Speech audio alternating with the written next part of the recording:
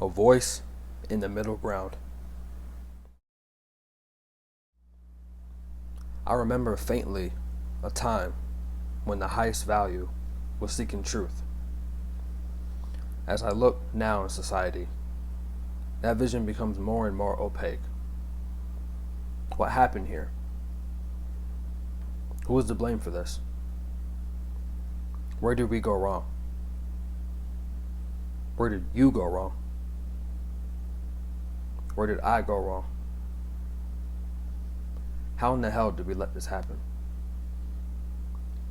Was it all some cruel and sick joke to see how truly far we could all push the boundaries of our civilization before it snapped in half like a broken rib?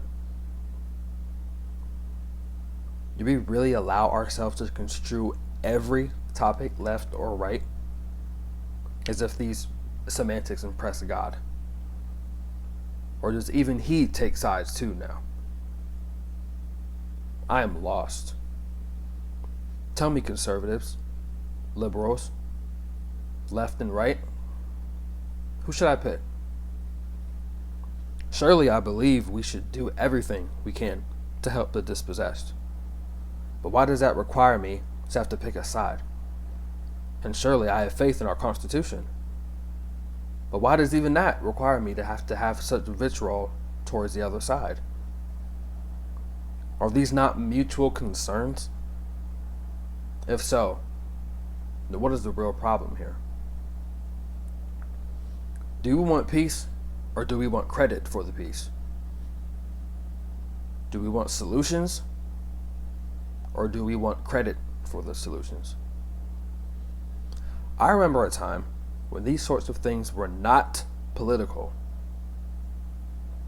So how does the non-political become political, if not by the mutual corruption that is man?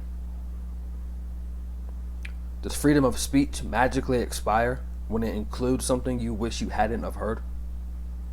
Does freedom in general make you feel uncomfortable when someone is freedoming in a manner in which you detest? I wasn't aware our God-given rights came with conditions. What good use are rights anyway, if we don't even know what is right? I am a voice in the middle ground. My fellow Americans, liberals, conservatives, leftists, and even the vegans. When is enough going to be enough? When are we going to realize we are all on this peninsula together? When are we going to admit we're all wrong about certain things?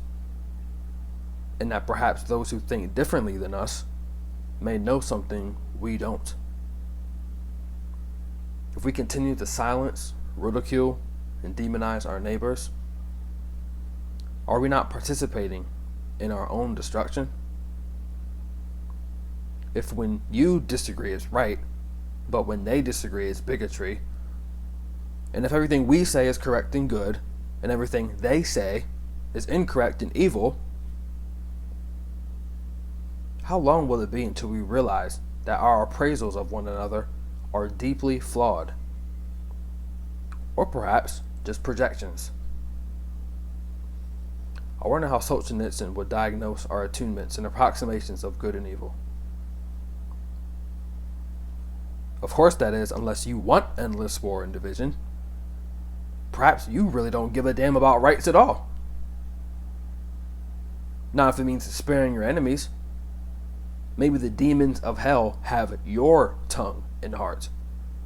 What's the possibility you aren't just fronting an evil and revengeful sacrifice under the guise of patriotism, as you wipe off the stains of your enemy's blood with your 50 stars and 13 stripes? Oh, how patriotic of you. I am a voice in the middle ground. Stop this name calling. Stop this bigotry. Stop this endless war before we all sink and die miserably, wishing we had utilized our time properly. As long as we continue to believe the lie of no middle ground, the sooner that will become a self-fulfilling prophecy. And the opportunity that once was available will dither, disappear into dust as we bicker over childish nonsense.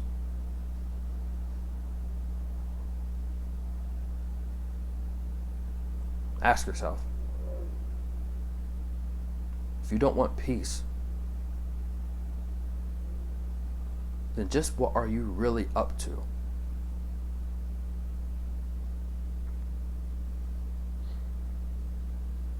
You have heard that it was said, you shall love your neighbor and hate your enemy. But I say to you, love your enemies. Bless those who curse you. Do good to those who hate you. And pray for those who spitefully use you and persecute you, that you may be sons of your Father in heaven.